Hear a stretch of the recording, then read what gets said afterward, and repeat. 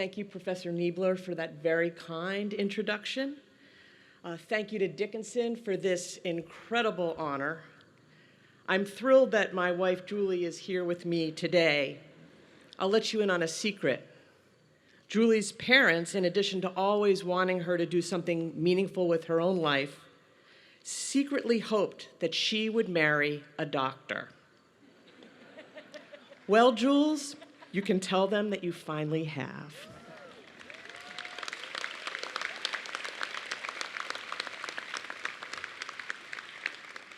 I want to thank President Jones for having me here today. I think I speak for many of us when I say we are truly grateful that you traded your judge's robe for a presidential gown.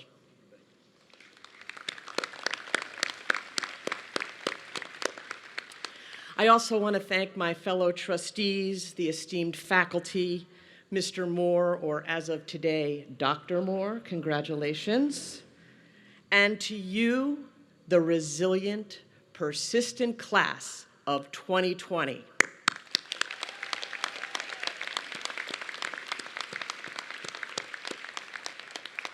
What a journey you have had.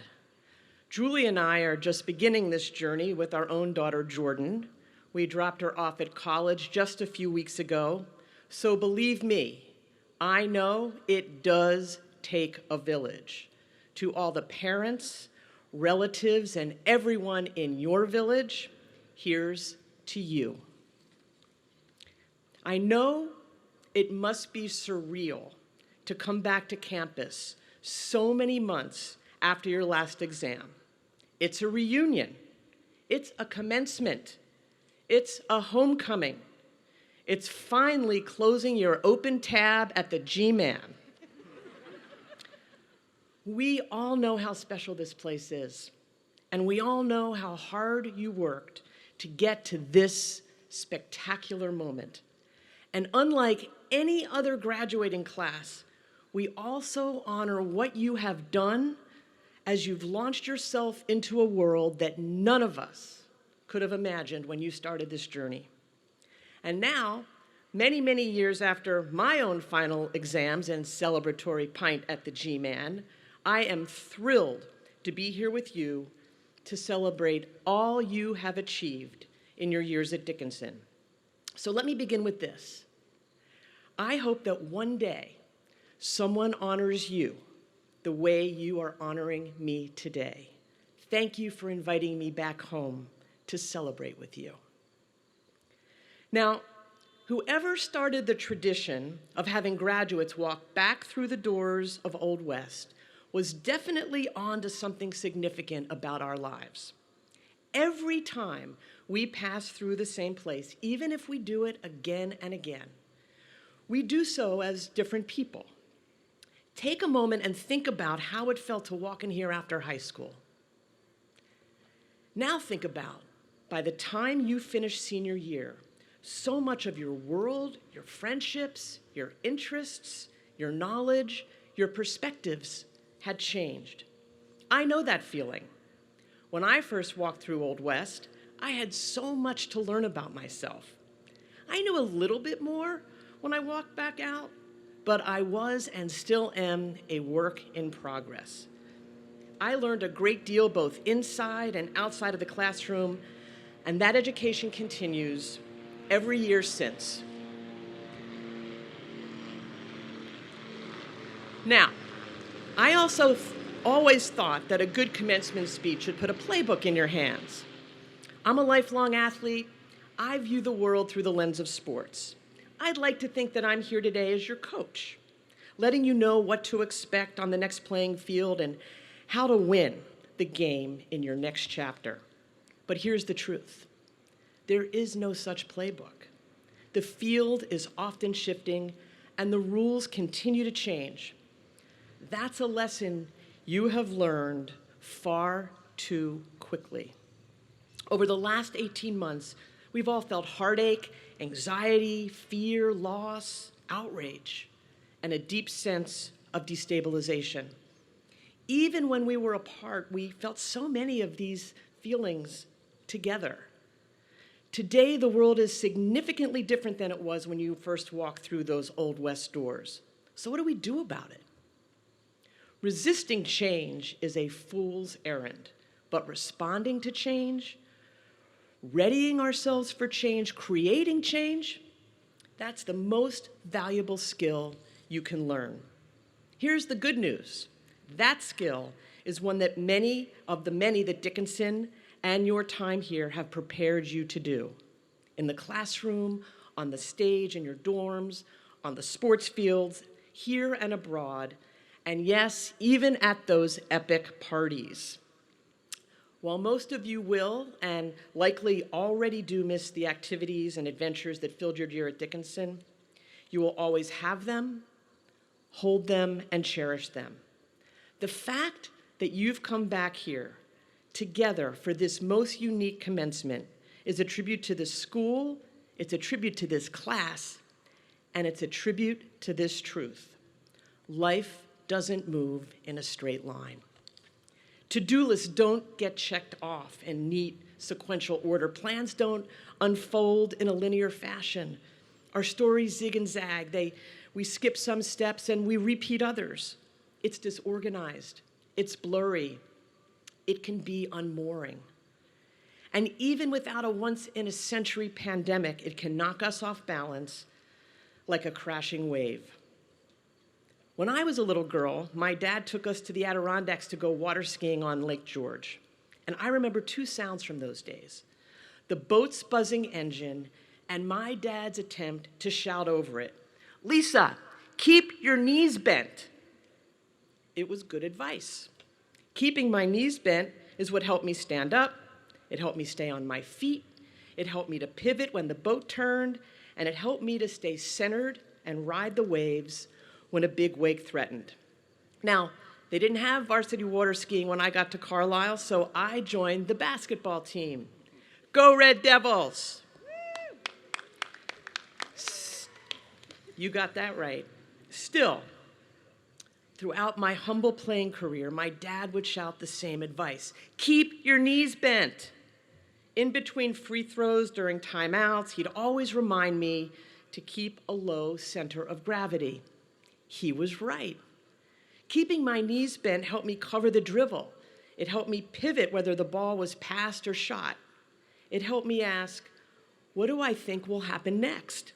What do I need to do to help move us forward? What do my teammates need?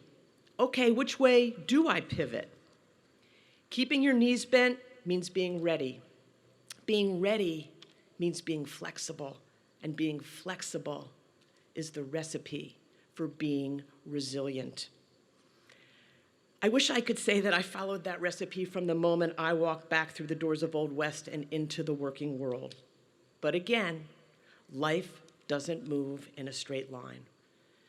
For almost 2 decades, I was the classic overachiever. I climbed the ladder in a traditional, fairly formal, inflexible corporate environment. I did some decent work with some very good people.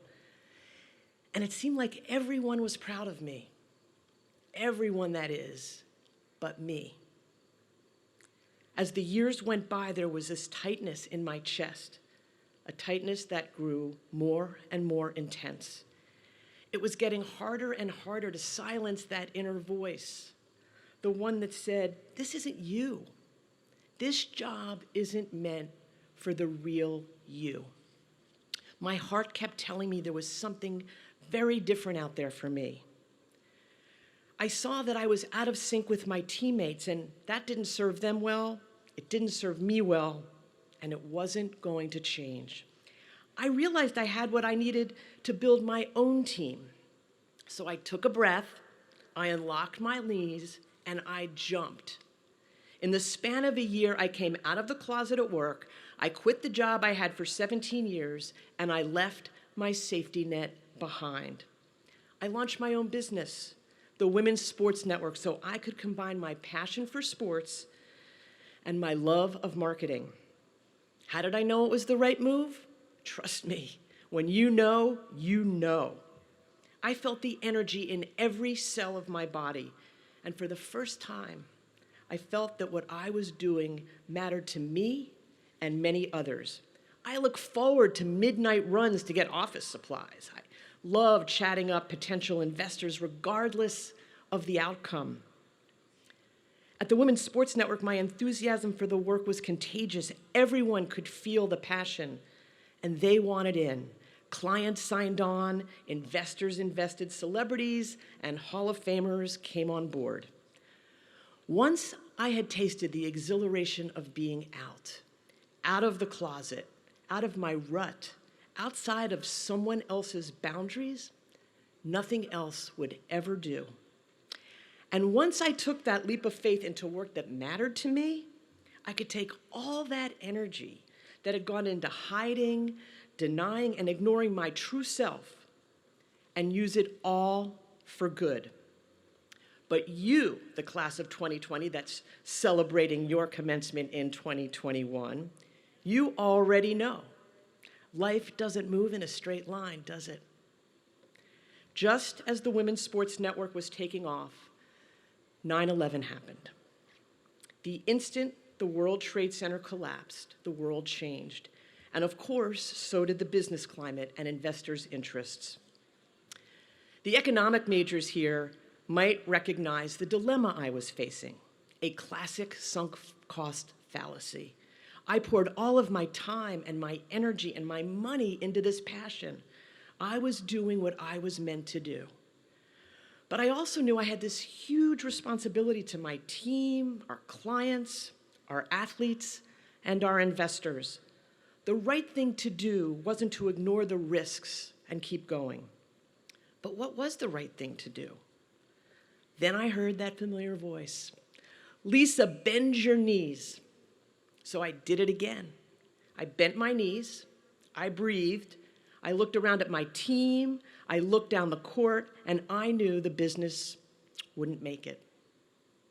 If I had forged ahead anyway, I would have risked more than my business. I would have undermined long-nurtured relationships built on trust. So I shut it down. I was numb. I was terrified. I was 43 years old, out of a job, and living on unemployment insurance. I remember riding the subway in New York City, looking around at all the faces, people with places to be, things to do, wondering if I had really screwed up my life. Would I ever walk into a job interview and be seen as valuable, worthy? It was scary. I honestly didn't know what to do next. But this is what I did know. I knew what I didn't want, and I knew my reputation and my integrity were intact.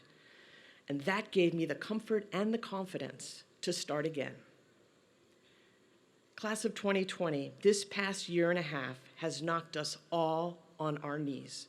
It's been difficult, devastating, strange, and scary. And if we're honest, it's been a necessary wake-up call for some long-standing and avoided truths about inequities in our country. But I want to propose that on top of the isolation, the fear, and the Zoom fatigue, this unique year presented you with opportunities that no other graduates have ever experienced. Because one thing this year has given us is space and time. Space and time to think about what matters to us, who matters to us. It has forced us to pause, to reflect, to reevaluate, and yes, to grow. You see, keeping your knees bent is good advice for staying nimble, but it leaves something out. It doesn't tell you when to pivot, when to jump, when to run. It's not enough to move quickly. You also have to think clearly, and for that, you need to pause. In moments of quiet, you can free your mind, focus on what's happening, and actually begin to imagine what could happen next. It gives us the chance to ask yourself, what's best for you, your family, your loved ones, your future, your planet? What gives you that good gut feeling, that rush of excitement? What things or what people can you simply not live without? What inequities can you not live with? The most rewarding decisions I've made in my life haven't always come from the things I've done. They've often come from stopping to give myself time to think, feel, to consider and reconsider. So as the world opens up, and I sure hope that happens sooner rather than later, you're going to want to reconnect and make up for lost time. That's understandable. But you don't have to do everything all at once. Listen to your gut. Draw from all that you've learned at Dickinson and have the courage to say no. Be sure to embrace the slow, quiet moments that come from life's ebbs and flows. Then unlock your knees and jump. Keeping your knees bent is about being flexible, but not so that you can jump at everything. It's to make sure that you can jump at the right thing. But how do you know what the right thing is? You, the class of 2020, are better prepared to answer that and deal with that than any class before you. Far better than any Dickinsonian who sauntered straight from finals to commencement without waiting 16 months in between. Where's the adventure in that? You're resilient and ready no matter what comes next. That's how I know each and every one of you will find your purpose and land on your feet. As you heard, my story didn't end on that subway car. I listened to my heart, I trusted my gut, I stayed true to my passions, I leaned on those that I loved, I kept my knees bent. After the Women's Sports Network, I got back up and helped launch the first national cable TV network for the LGBTQ community. After that, I landed the best job on the planet leading the Ad Council, where we confront some of the toughest issues and challenges facing our country, reaching hundreds of millions of people and making a large-scale difference. Every day, I get to lead a team that doesn't resist change. They embrace it and create it. And last but not least, I get to be here today to be with all of you. Class of 2020, I hope you'll remember this. After an earthquake, the buildings that still stand don't make it because they stand still. They're not stronger than the shifting earth beneath them. They survive because they were built to sway.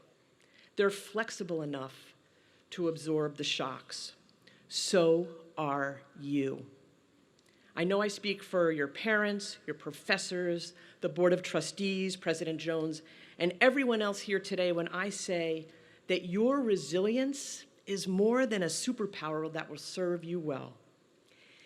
It is an inspiration that lifts all of us at a time when we really need it. And for that, class of 2020, we thank you and for everything you've achieved and all that you are and all that you will become. From the bottom of my heart, congratulations.